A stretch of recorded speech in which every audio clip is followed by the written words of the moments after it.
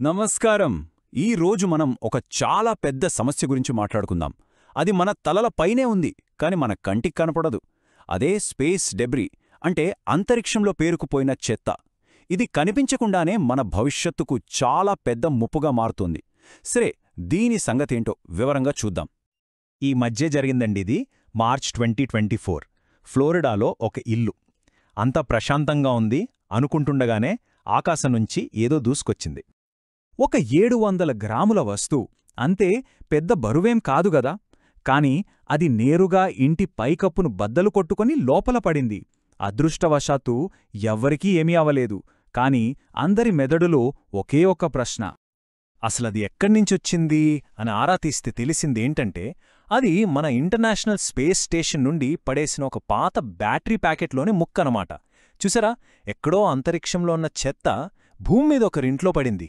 ఇది జస్ట్ ఒక చిన్న శాంపిల్ మాత్రమే.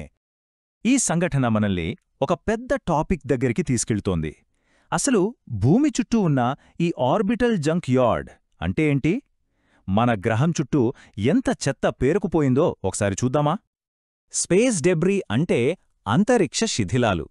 సింపుల్గా చెప్పాలంటే, మనుషులు అంతరిక్షంలోకి పంపి ఇప్పుడు పనికిరాకుండా పోయిన ప్రతి వస్తువు. ఇందులో పాత శాటిలైట్లుంటాయి, రాకెట్ ముక్కలుంటాయి, చివరికి ఊడిపోయిన చిన్న పెయింట్ రేణులు కూడా ఉంటాయి. అయితే ఇంత చెత్త ఎలా వస్తుంది? 1. పాడైపోయిన శాటిలైట్లు, ఇంజిన్ ఆగిపోయిన రాకెట్ భాగాలు. 2. మిషన్స్ టైంలో ఆస్ట్రోనాట్స్ చేజార్చుకున్న పరికరాలు. 3. కక్షలో అవే పేలిపోవడం లేదా ఒకదాన్నొకటి ఢీకొట్టడం. ఇక 4వది యాంటీ శాటిలైట్ క్షిపణి పరీక్షలు. ఉదాహరణకి 2007లో చైనా ఒకే ఒక్క టెస్ట్ చేసింది.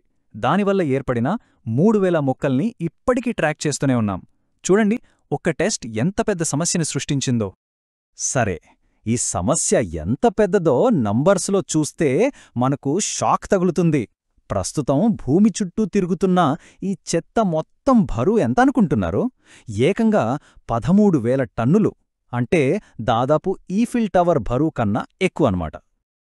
ఆ 13,000 టన్నుల బరువులో నాసా లాంటి సంస్థలు ట్రాక్ చేయగలుగుతున్న పెద్ద వస్తువులు, అంటే కనీసం ఒక బంతి సైజులో ఉన్నవి, కేవలం 27,000 మాత్రమే.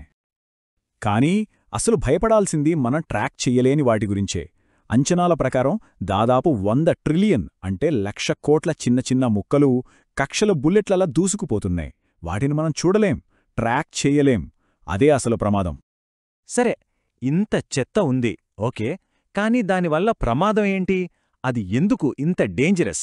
ఈ హైస్పీడ్ కొలిజన్స్ వల్ల వచ్చే రిస్క్స్ ఏంటో ఇప్పుడు చూద్దాం. భూమికి దగ్గరగా ఉన్న లో ఎర్త్ ఆర్బిట్లో ఈ శిథిలాలు గంటకు 27,000 కిలోమీటర్ల వేగంతో ప్రయాణిస్తాయి. ఊహించుకోండి, ఇది ఒక తుపాకీ గుండు కన్నా కొన్ని రెట్లు ఎక్కువ వేగం. ఈ స్పీడ్ వల్ల ఒక చిన్న పెయింట్ ముక్క కూడా ఒక శాటిలైట్ని నాశనం చేయగలదు. దీనివల్ల వచ్చే నష్టాలు మామూలుగా ఉండవు. మనం రోజూ వాడే జీపీఎస్, వెదర్ ఫోర్కాస్ట్, కమ్యూనికేషన్స్, వీటన్నింటికీ కారణమైన శాటిలైట్లు దెబ్బతినొచ్చు. అంతర్జాతీయ అంతరిక్ష కేంద్రానికి, అందులో పనిచేసే వ్యోమగాముల ప్రాణాలకి ఇది చాలా పెద్ద రిస్క్. అంతేకాదు, ఇవి భూవాతావరణంలోకి తిరిగి వచ్చినప్పుడు కాలుష్యం, ఆపైన మన టెలిస్కోపులతో విశ్వాన్ని చూడటానికి కూడా ఇవి అడ్డు వస్తాయి. సరిగ్గా ఈ పాయింట్ మీదే 1978లో నాసా సైంటిస్ట్ డొనాల్డ్ జే కెస్లర్ ఒక థియరీ చెప్పారు. అది వింటేనే భయమేస్తోంది. ఆయనేమన్నారంటే, ఒకే ఒక్క ఖూదికోట ఒక చైన్ రియాక్షన్ను స్టార్ట్ చేయగలదు. చివరికి భూమి చుట్టూ ఉన్న స్పేస్ మొత్తం ఒక దాటలేని మైన్ఫీల్డ్ లాగా మారిపోతుంది అని. ఈ కెస్లర్ సిండ్రోమ్ ఎలా పనిచేస్తోందో స్టెప్ బై స్టెప్ చూద్దాం. ఫస్ట్, 2 వస్తువులు ఢీకొంటాయి. దీనివల్ల వేల కొద్దీ కొత్త ముక్కలు పుడతాయి. రెండో స్టెప్లో ఈ ముక్కలన్నీ ఒక మేఘంలా విస్తరించి మరిన్ని ఢీలకు కారణమవుతాయి. మూడో స్టెప్లో ఈ ఢీలు ఇంకా ఇంకా పెరిగిపోతాయి. ఇక ఫైనల్గా భూకక్ష కొన్ని తరాలపాటు మనం వాడుకోలేనంత ప్రమాదకరంగా మారిపోతుంది. సరే, ప్రాబ్లం చూశాం, దానివల్ల వచ్చే ప్రమాదాలు చూశాం. మరి దీనికి సొల్యూషన్ ఏంటి? ఈ అంతరిక్ష చెత్తను క్లీన్ చేయడానికి ప్రపంచ దేశాలు ఏం చేస్తున్నాయో చూద్దాం. ఇక్కడే మనకు అసలు సమస్య ఎదురవుతుంది. అంతర్జాతీయంగా 2002లో కొన్ని గైడ్లైన్స్ అయితే పెట్టారు. కానీ అవి జస్ట్ సలహాలు మాత్రమే, తప్పనిసరి కాదు. అంటే ఏ దేశమైనా చెత్తను సృష్టిస్తే వాళ్లను శిక్షించడానికి బలమైన అంతర్జాతీయ చట్టాలు లేవనమాట. స్పేస్ లాస్ ఎలా వచ్చాయో చూస్తే 1967లో ఔటర్ స్పేస్ ట్రీటీ వచ్చింది. 1972లో లయబిలిటీ కన్వెన్షన్. 2002లో ఈ గైడ్లైన్స్ వచ్చాయి. వాటిని 2007లో యుఎన్ కూడా ఓకే చెప్పింది. కానీ ఇవేవి ఈ సమస్యను పూర్తిగా కంట్రోల్ చేయలేకపోయాయి. అందుకే ఇప్పుడు అందరూ టెక్నాలజీ వైపు చూస్తున్నారు.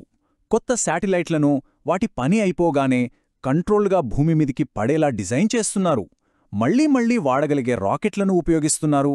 ఇంకా రోబోటిక్ ఆర్మ్స్ లేదా లేజర్లతో ఈ చెత్తను పట్టుకుని తొలగించే యాక్టివ్ డెబ్రీ రిమూవల్ టెక్నాలజీస్ మీద కూడా ప్రయోగాలు జరుగుతున్నాయి. మరి నిజంగా శిథిలాలు లేని ఒక స్పేస్ ఫ్యూచర్ సాధ్యమేనా?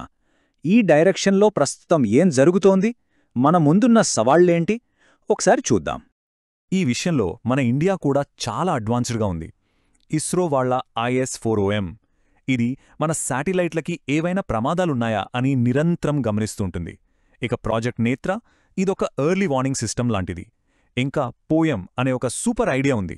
పాత పనికిరాని రాకెట్ భాగాలనే సైంటిఫిక్ ప్లాట్ఫామ్స్గా మార్చేస్తున్నారు.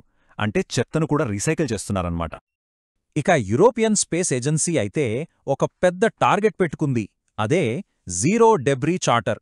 దీని ప్రకారం 2030 తర్వాత వాళ్లు చేసే ప్రతి మిషన్ జీరో కొత్త చెత్తను సృష్టించాలి. ఇది చాలా పెద్ద లక్ష్యం. మనం వేల కొద్దీ కొత్త ఉపగ్రహాలను ప్రయోగించటానికి రెడీ అవుతున్నాం. ఈ టైంలో ఒక ప్రశ్న మనందరినీ ఆలోచింపజేయాలి. మనకు ఫైనల్ ఫ్రాంటియర్ అయిన ఈ అంతరిక్షం మన ఫైనల్ జంక్యార్డ్గా మారిపోతుందా? దీని గురించి మనం సీరియస్గా ఆలోచించాల్సిన టైం వచ్చింది.